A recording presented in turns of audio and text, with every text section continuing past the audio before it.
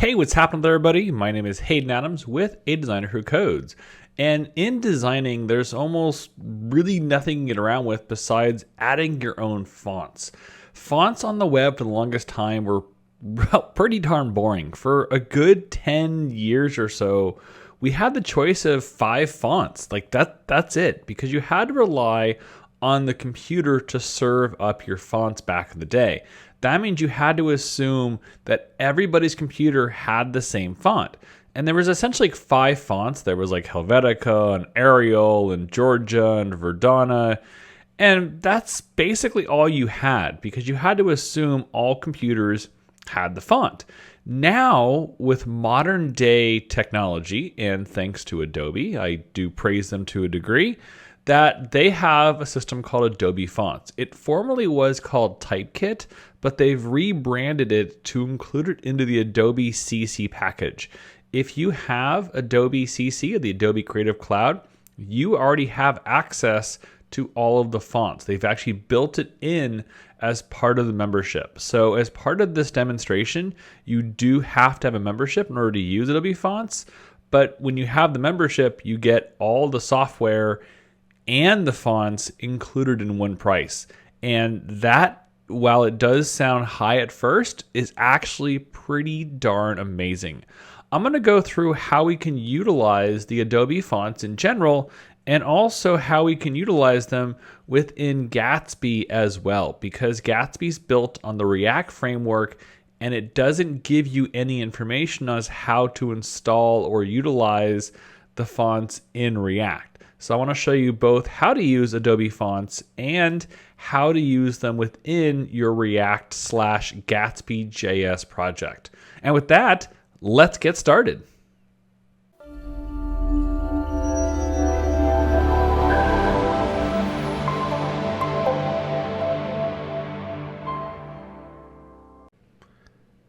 All right, welcome back. My name is Haydn Adams, once again with the Designer Who Codes.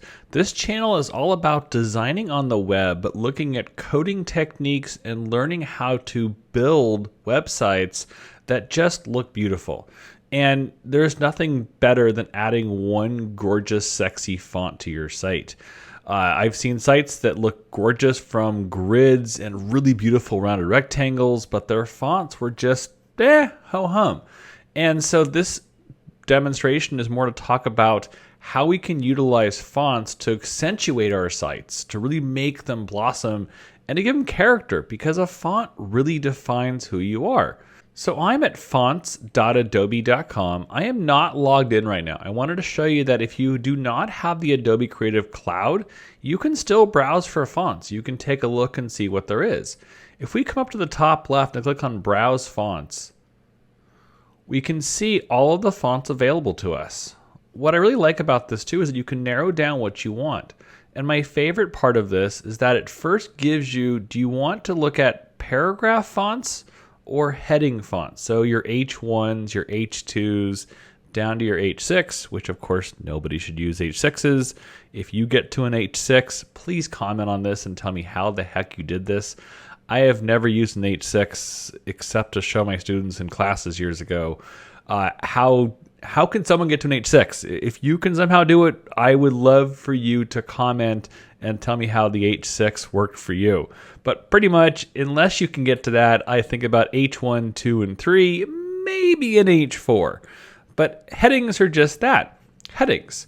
So I like to do when I first look in Adobe Fonts is look at the headings. You know, what works well for me? I also start with the headings, and then I come down to say, well, I usually know what I want right off the bat. Do I want a sans serif, a serif, a slab serif, script? Black letter, I admit I really haven't used online, but if you are going for that look, then go for it. Mono is more for code type. I do use a lot of, there's only one apparently, in base mono for a heading. There's probably more in terms of paragraphs. Yeah, there is. And mono fonts are just that. They're mono-spaced. When you write code, that's why we have mono-spaces, so every letter lines up effectively. So you might want to use mono if you're doing more of a technically savvy site where all of your types should line up. And of course, there's nothing more than the handwriting fonts, because they're just fun.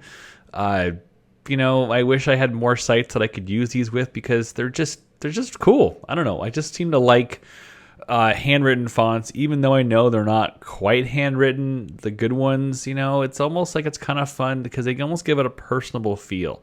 So whichever font you want to go with, that's up to you. Sans serif reads better on smaller screens, especially that's why if you haven't noticed, why a lot of tech companies, Google changed their logo to go from serif to sans serif. That's because it's easier to read with pixel to pixel on the screen. But it's up to you. Regardless, I always start with picking a headline first. So let me go over to Safari where I'm logged in, and let me actually load up 2 fonts, and then we'll apply them into a project. So I'm going to pull up Safari here. I have a different screen. Where'd it go? Here it is. Oh, I've also got Gatsby running, which we'll come back to you in a little bit. So you know what, Gatsby? We're going to hang out. And Adobe fonts, we also have CodePen. But I want to focus on right here. So I am logged in. I have my little goofy photograph from like 10 years ago still in this Adobe Creative Cloud. And I am logged in. So Typekit, just so we also give a bit of history about this. Originally, Typekit was its standalone system. It was still really when Adobe was figuring out the Adobe Creative Cloud package. And there was a separate service you could buy that was Typekit. And Typekit was all about serving web fonts. Fast forward until today, I'm recording this in 2020, and they've bundled Typekit into the Adobe Creative Cloud, and so they've rebranded it as Adobe Fonts. It's the same thing. If you try to Google search Typekit, you'll come up with Adobe Fonts. So if you've used this in the past and you haven't used it for a while, you might have heard the term Typekit. They've just put it all back into one big bundle where you don't pay something different for Typekit. You're paying all together for one Creative Cloud license. So let's go and actually add some fonts into a project and load them up. So because I was just really talking about the hand fonts, I never get to use them, I actually want to use some hand fonts. So let's take a look at Marydale. Let's view that family. Let's take a look at this guy. Maybe. Here we go. Marydale. They've got regular, bold, and black.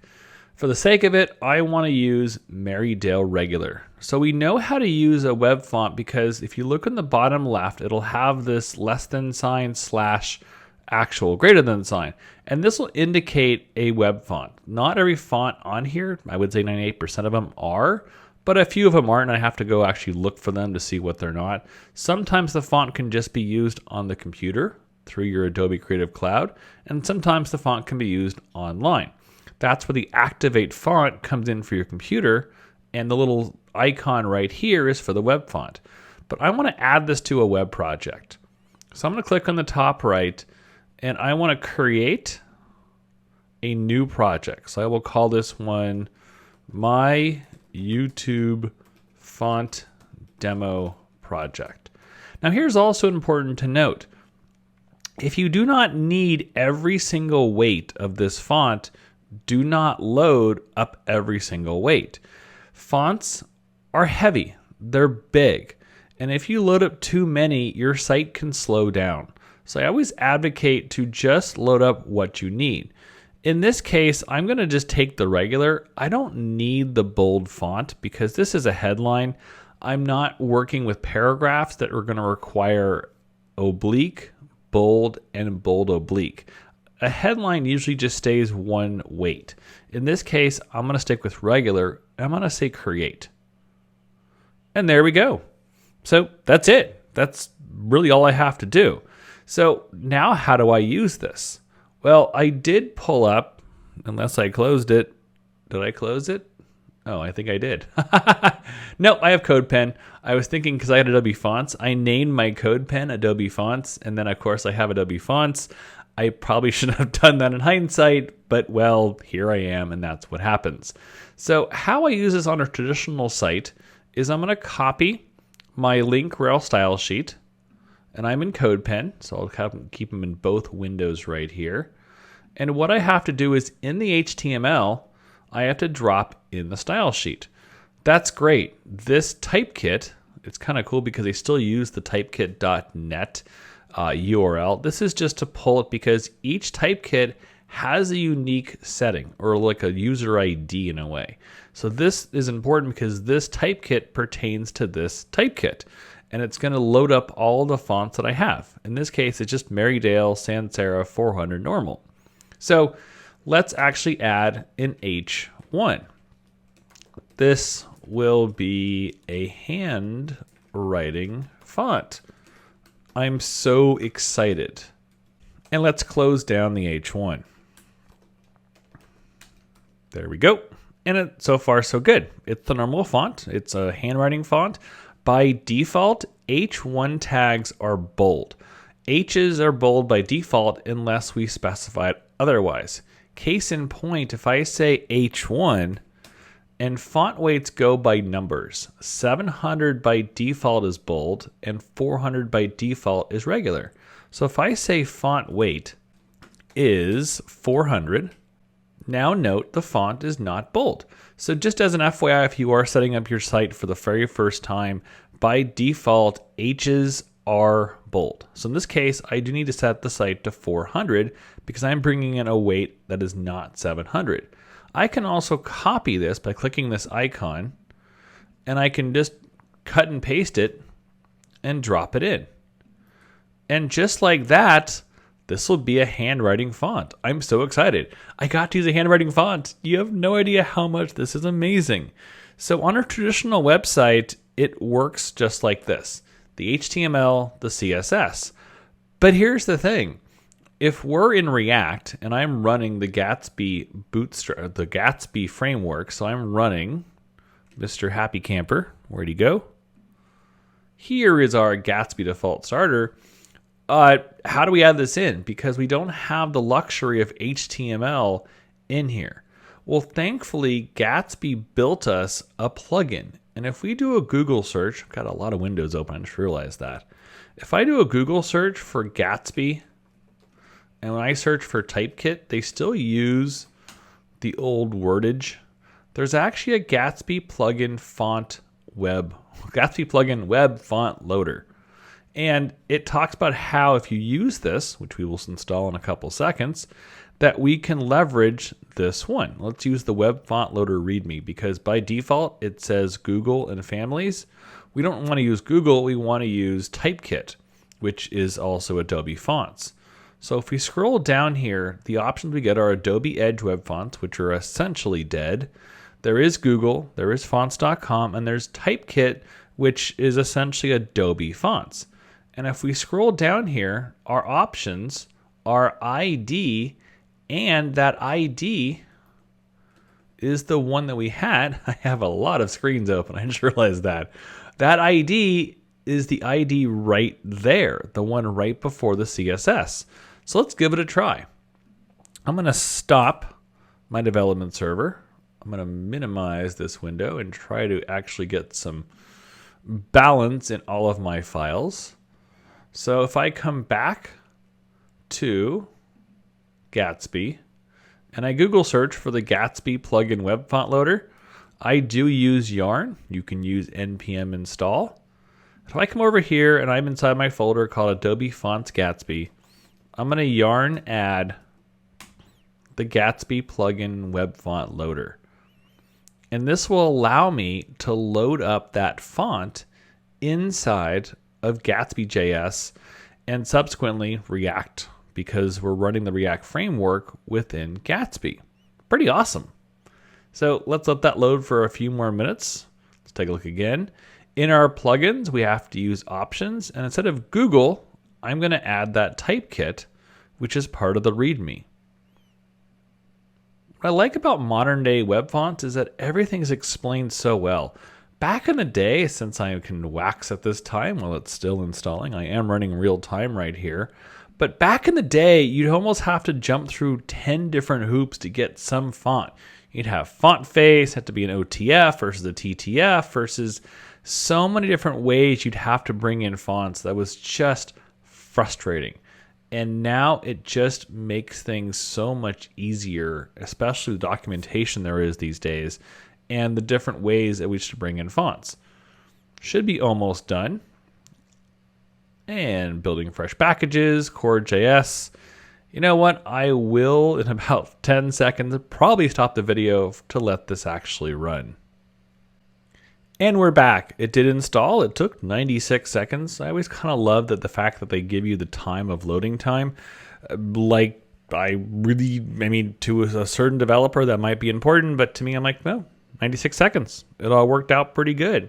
So what I do next is I have to go to my Gatsby config, which I have right here in my Adobe Fonts Gatsby folder. And if I run this with Visual Studio Code, admittedly one of the better softwares on the web, it is by Microsoft, don't get me started, and it just works. So I'm running the Gatsby default starter. I'm not going to change much up here. What I want to add, if I come back over to Chrome, is I want to bring in the web font loader. So let's actually type in some code to make this work. I'll put it towards the bottom just because let's just put it towards the bottom. And what I'm going to say here is I need to add curly brackets and open them up, hit the return key, and add a comma on the last one. Inside, I want to make sure I can indent this properly. I'm going to say resolve and add a colon, add my single quotes, and in here I'm going to say Gatsby plugin web font loader, because that's the actual plugin that I want. And I'm going to add a comma. I'm going to say options, because that's the not optional, options.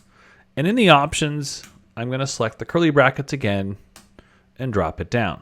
What are my options? Typekit.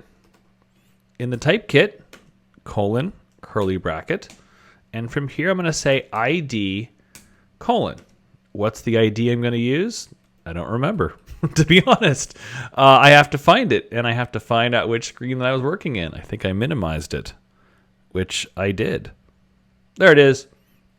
So I can grab that TEU7YTE and copy and paste it in. And from there, what it's going to do, I should also add a comma in there. When I save this, when I run this next time, assuming I have the font ready to go, I have to actually make this work.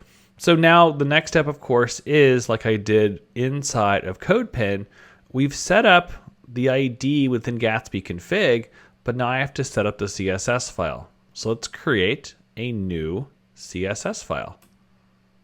Untitled 1. Let's go. There it is, Adobe Fonts Gatsby. Thank you very much. I usually put a CSS folder right within my pages, my images, my components. So I write CSS. I generally write a custom CSS right there. And with any custom CSS, I'm going to link up inside of my components. So with the Gatsby starter, there is a layout component. And I'll take this one. And I always make sure I add my custom after any default layout. So I'm going to say import ... should be CSS / if I got it right. Yeah, it usually catches it. Custom.css. So I want to make sure I bring in the custom CSS along with Gatsby config. So if I use that same font family of Marydale Sans Serif, let's make everything turn into this font. So let's just say everything in the body, make it this way. Let's see what happens. There we go. And everything's saved. Let's actually run Gatsby develop. And if I set up my CSS properly, it's always a question if I did it right the first time before an error message shows up, but it should run. Let's take a look. Gatsby develop. Maybe. There it goes. In the cascading style sheet family, making sure that your custom is last means that you get to choose how it looks. In this case, the layout came first, and then the custom came second because this is what comes with Gatsby. The default starter library, and this is my version of the custom CSS. The 2 dots indicate, while we're waiting for this to run, the 2 dots mean I went outside of the components folder. because that's where the layout file is. And I went out of the layout.js and into the CSS folder. So far, so good. Let's take a look and see if the localhost 8000. Oh, check it out. Welcome to your new Gatsby site. Now go build something great. It all works. Now, obviously, I have to set the H1 because they've probably written it somewhere. So I probably need to go into the custom CSS and maybe say H1. Let's see if that kicks it into gear. There it goes. Those are both H1s. The body most likely was set to Marydale. The thing about it is that the H1 was set differently. And so in CSS fashion, unless I specify the H1 to have this font, it didn't put it in by default because the prior CSS did work. And check it out. It's working great. All you have to do is you have to add that CSS to your project. And if we go back, you just have to add the Gatsby plugin web folder and the options for Typekit, and you're off to the races. And with that, you're able to use the Adobe fonts, formerly Typekit. Thank you so much for taking time to watch this video. Were you able to use Adobe fonts, formerly named Adobe Typekit? If so, I'd love to hear a comment. If you want to even post your link to your website to where you've used it, that'd be awesome. I try to reply to as many comments as I possibly can. So far, I'm within control where I can do it successfully, but if it does get out of hand, then I'm sorry if I cannot. But I try to respond to every comment. As always, if you've loved this video, I'd love for you to give me a like. And if you exceptionally love this video and you want to watch more of these amazing videos, then hit that subscribe button and subscribe to this channel. Once again, my name is Haydn Adams with A Designer Who Codes.